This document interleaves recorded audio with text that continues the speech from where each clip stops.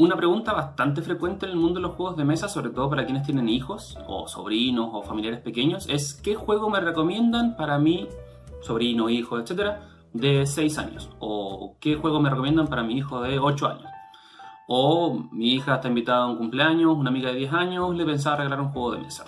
Hay muchos escenarios donde uno se va a preguntar si es que algún juego de mesa podría o no podría ser recomendado para un niño. En ese sentido, varias cosas. Primero, felicitaciones por considerar el juego de mesa como un regalo. Estás haciendo uno de los mejores regalos que se podrían hacer. Y como bien dicen por ahí, enséñale a tu hijo a jugar juegos de mesa y no tendrá dinero para drogas. O Magic también sirve ambas. Pero siento que antes de adentrarse a la recomendación directa, hay varias cosas o varios elementos que uno tiene que considerar antes de pensar en comprar un juego de mesa para un niño.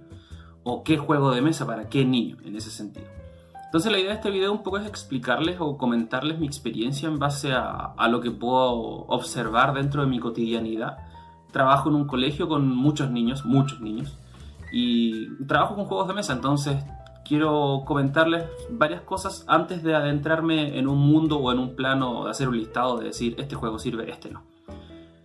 Lo primero a considerar tiene que ver con el juego como una actividad. En ese sentido, para los niños jugar es lo esencial. Lo van a querer hacer todo el día, a cada momento, a cada rato, es lo que más les gusta. Pero ese tipo de juego va variando cuando ellos van creciendo.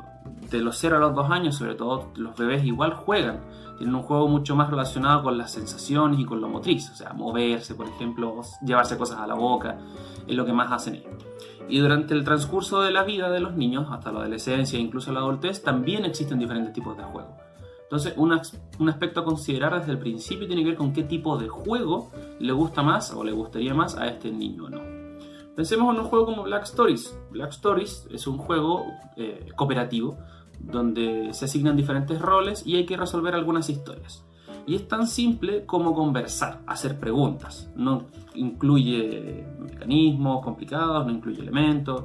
Entonces, es un juego muy imaginario en ese sentido, donde existe una historia y al reverso existe la resolución de esta historia. Obviamente hay diferentes tipos de historias para diferentes niños. En particular de crímenes reales, hay algunos que implican homicidios y otras cosas que quizás no son muy aptas para niños, pero incluso hay una versión que se llama White Stories y otra Purple Stories que tienen la misma esencia, misma mecánica. Entonces, en ese sentido, no hace falta un juego tan atractivo, digamos, o un juego con los mejores componentes a encontrar. Un juego tan simple que use la imaginación puede ser una buena opción. Otro punto a considerar tiene que ver en, digamos, diferenciar un poco los gustos de un adulto y los gustos de un niño. En ese sentido, obviamente, un adulto ha probado muchos más juegos, ha probado muchas más actividades y puede determinar más o menos qué le gusta, qué no le gusta. Los niños en general tienen un juego bastante exploratorio. En ese sentido, si yo le ofrezco jugar un tipo de juego como Exploring Kittens, lo más probable es que le guste o le interese, al menos probarlo. Entonces, sí, la edición que tiene un gato que maulla. Exploring Kittens obviamente es un juego de cartas y los juegos de cartas son bastante familiares también. Me imagino que, sobre todo aquí los que somos más del sur, hemos tenido experiencias jugando cartas después de almuerzo, carioca con la familia, en el campo, no sé. Siempre, o uno ve también gente jugando cartas. Quizá en un escenario más de adulto, póker o algo más de casino, pero el juego siempre está ahí. Entonces, lo más probable es que si le dicen incluso que es un juego con gatos y explosiones, ya le va a gustar la idea simplemente. Entonces, ese es otro elemento a considerar, el cómo uno presenta los juegos. En este caso, yo le presento un juego a un niño donde incluye explosiones e incluye gatitos, lo más probable es que le interese. Y nunca olvidar esta fase que les comentaba que es exploratoria. El niño va a probar qué jugar o cómo se juega. Entonces lo más probable es que en una primera partida no le guste mucho el juego o le fascine. Entonces lo vamos a saber siempre que pueda probar este juego. Quizás no tenga la necesidad de probar todos los juegos en específico, pero sí sería bueno siempre considerar algunas variables. Entonces, tenemos tipos de juego, gustos, de acuerdo a diferentes personas, diferentes personalidades, diferentes características. Y después tenemos la mecánica del juego, en el sentido de cómo se juega. He visto varias personas, grupos adultos sobre todo, que inventan sus propias reglas para algunos juegos, aplican algunas modificaciones, y eso está súper bien. solamente que a algunas personas no les gusta mucho porque altera la esencia del juego o la mecánica central o el cómo fue creado.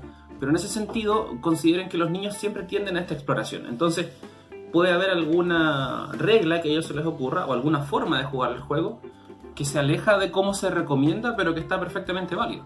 Tomemos el ejemplo de Imagine. Imagine es un juego que tiene muchas cartas que son transparentes o semi-transparentes, por decirlo de alguna forma. La idea es formar un círculo con todas estas cartas alrededor de la mesa, que tiene diferentes elementos, y las vamos mezclando para poder hacer diferentes figuras o imágenes. Obviamente con el uso de la, como dice el nombre, imaginación. Mezclándolas como nosotros queremos. Por ejemplo, hay un equilibrista en una cuerda floja japonés, no sé, como ustedes quieren inventarlo. Y también tiene cartas. Estas cartas estipulan números del 1 al 8, por lado y lado, de qué palabra tiene que intentar hacer la persona. Entonces, el nivel de desafío en un principio puede ser bastante alto. Si un niño sugiere que él puede inventar sus propias palabras, sus propias películas o como él quiera, permítanlo. Bienvenido totalmente. El juego va a seguir siendo el mismo. Va a seguir aplicándose la mecánica de mezclar tarjetas para que la otra persona adivine o las otras personas adivinen. Entonces no tengan miedo a permitirle al niño explorar nuevas formas de jugar. Eso es súper importante. Independiente del cómo se gana o cómo se pierde, tiene que ver más que nada con la experiencia del juego. Ahora ustedes podrán pensar, todos los niños quieren ganar, todos los niños buscan no perder. Y en esencia es cierto, pero va a depender de cómo lo presenten ustedes o qué refuerzo entreguen en base a ese ganar o perder. Obviamente el refuerzo siempre es la sensación de ganar y en base a cuando más gane un niño, más va a querer jugar algo. Pero no siempre es tan así, va a depender de cómo ustedes lo presenten. En el caso de Imagine, como pueden ser múltiples equipos o puede ser un solo equipo donde se consiga la mayor cantidad de puntuación, también se puede modificar. Entonces, en lugar de hacerlo competitivo, lo vamos presentando como algo un poco más amigable, más por entretención simplemente, no tanto por ganar o perder. Y en base a eso ustedes podrían llegar a tener más atractivo por un juego o no. Ahora, si nos adentramos a un plano más competitivo, tenemos juegos que tienen versiones más simples. Por ejemplo, Ticket to Ride Nueva York. Ticket to Ride, se conoce, es un juego largo, de 1 hora y media. Entonces, otro punto a considerar también siempre es la duración promedio de una partida. Piensen que no van a tener, o va a ser muy difícil, mejor dicho, tener un niño 1 hora y media sentado jugando algo. O sea, su nivel de concentración es más bajo que el de un adulto. Entonces siempre consideren también el tiempo de cada partida. Y por muy extraño que pueda parecer, más que la variación de juegos, a los niños les gusta más jugar muchas veces el mismo juego. Piensen, por ejemplo, cuántas veces ha escuchado la canción de Baby Shark o cualquier canción que está de moda y la escucha, o les pide poner el mismo video en YouTube, siempre el mismo, porque esa anticipación les da cierta seguridad a los niños. Entonces, cuando logren esa seguridad, van a poder desenvolverse mucho mejor en un espacio, en este caso en un contexto de juego. Y también, cuando ganan o pierden, no existe una sanción real, más que la actividad de pudimos haberlo hecho mejor. Entonces, Ticket to Ride ya se adentra en un plano un poco más competitivo, donde cada persona tiene puntaje, pero es un juego corto, entonces le permite al niño poder establecer alguna estrategia, jugar al azar, va a probar algunas mecánicas, va a perder. Perdió, siempre pueden preguntarle, ¿por qué perdiste? ¿O por qué crees que yo te gané? Entonces uno también podría explicarle, mira, si tú te fijas puedes usar la misma línea para hacer diferentes rutas. Podría decir, entonces no va a lograr estos procesos cognitivos que uno logra más rápidamente, entonces va a querer probarlo muchas veces. Y en ese caso un juego largo, como por ejemplo la versión original de Ticket to Ride, va a demandar 1 hora y media de juego y 1 hora y media nueva para poder probar lo que acabo de hacer. Si le restan el periodo de concentración, finalmente va a generar un rechazo al juego más que poder gustarle. Entonces, piensen siempre en versiones que tengan poco tiempo de cada partida y que tengan una rejugabilidad más importante. Recapitulemos. ¿Qué llevamos hasta ahora? El tipo de juego, que es muy importante, donde no hace falta que sea un componente tan atractivo, sino que va a depender, obviamente impactando de acuerdo a qué etapa de juego está cada niño, pero en esencia cualquier tipo de juego va a servir. Segundo punto, intereses. Juegos con una temática mucho más simple, como Exploding Kittens, o con un eje relacionado a algo familiar, como son las cartas, también va a tener un mayor impacto. La posibilidad siempre de modificar las reglas a un juego, sentirse la libertad, precaver siempre el tema de cómo se gana o cómo se pierde, o quién gana y quién pierde, y la posibilidad de tener un juego que sea bastante rejugable, en el sentido de niños que prefieren mucho más jugar varias veces lo mismo para sentirse seguros dentro del mismo, sin dejar de lado siempre el pretexto de que vamos a jugar para pasarlo bien, pero también puedes ganar, porque seamos sinceros, ganar es fundamental el desarrollo de la autoestima. Entonces permitamos ganar a los niños también. No quiere decir dejémonos derrotar, pero sí seamos suaves al principio. Una línea que yo siempre recomiendo tiene que ver con el juego cooperativo. Magic Maze, por ejemplo, que incluso tiene una versión, Magic Maze Kids, donde todos participamos como parte de un grupo. Entonces, este juego me da la facilidad de poder también participar junto al niño, o junto a los niños con los que esté jugando, y guiar un poco esta participación. En este juego no se puede hablar, entonces ya es un eje que le da un sentido de humor, digamos, al juego. Entonces tenemos este mapa que tenemos que ir armando y explorando. Entonces, nuevamente vuelvo a lo mismo, no le den tanta importancia al tema de las reglas, quizás sí puedan permitir que hablen, quizás solamente permitan frases de 2 palabras, o no lo sé, o poder apuntar con el dedo, ustedes pueden manejarlo. Pero en este tipo de juegos, donde no todos tienen un personaje, sino que todos manejan los mismos personajes, va a ser mucho más fácil poder guiar al niño en el juego. Pero la precaución en este sentido en los juegos cooperativos tiene que ver en cuánto permito al niño participar o no. Porque finalmente si yo voy a hacer todas las acciones para permitir ganar, el niño lo más probable es que no quiera volver a jugarlo porque va a sentir que no hizo nada, simplemente estuvo mirando.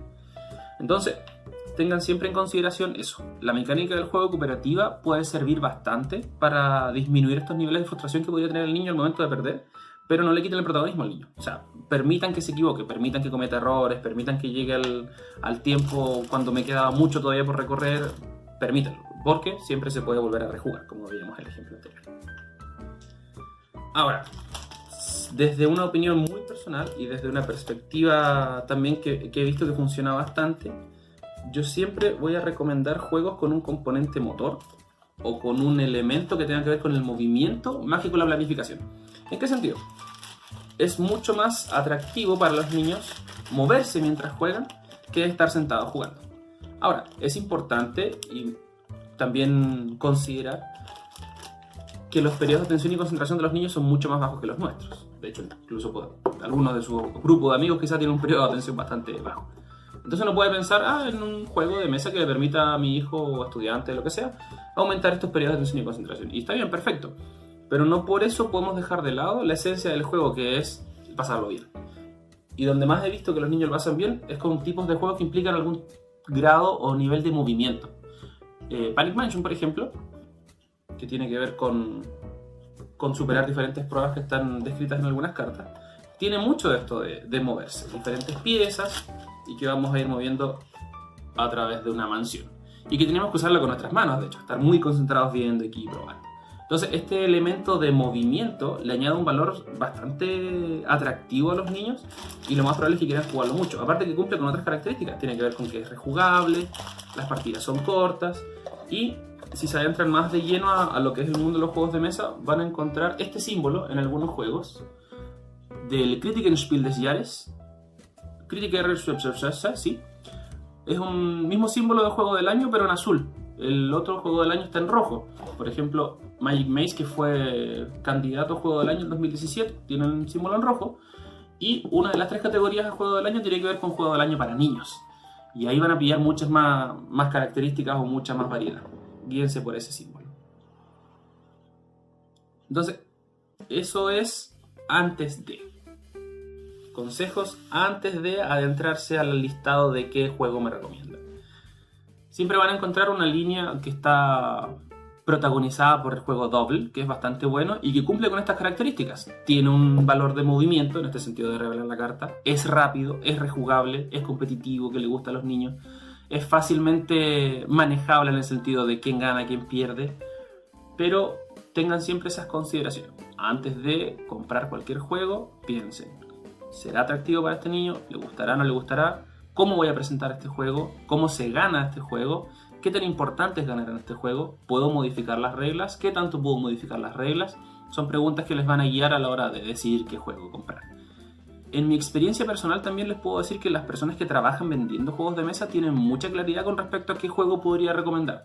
Entonces también acérquense, hagan preguntas, si es que están recién empezando una ludoteca y no saben muy bien o es simplemente un regalo random para un niño random, también pregunten, acérquense, sin miedo. Ellos siempre tienen buena disponibilidad para responder cualquier tipo de preguntas y tienen mucha más información que uno. Así que eso, espero les haya dejado bastante claro la explicación, son algunas ideas. Si tienen alguna pregunta, por favor, todas son bienvenidas, las pueden dejar ahí abajito en los comentarios. Y nos vemos en el próximo video.